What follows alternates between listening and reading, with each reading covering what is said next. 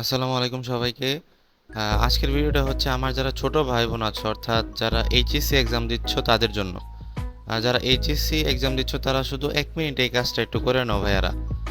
অনেকের ইচ্ছা থাকবে তখন জার্মানি যাওয়ার, কিন্তু তখন লেট হয়ে যাবে। আসলে 19 মাস সময় লাগে জার্মানির অ্যাপ্লিকেশনটা করতে।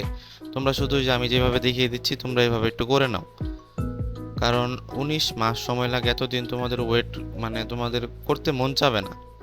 তো তোমরা একটু কষ্ট করে এখনই করে নাও, তাহলে যাতে সময়টা আস্তে আস্তে পাস হয়। আর এর মধ্যে তোমরা এইচএসসি কমপ্লিট করে তারপর তোমরা একটা ভার্সিটিতে ভর্তি হয়ে যাবা।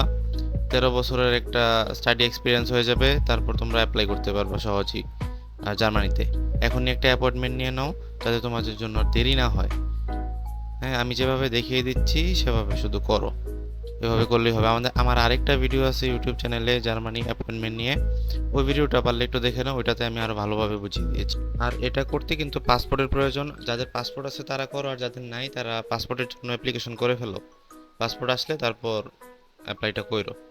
ধন্যবাদ।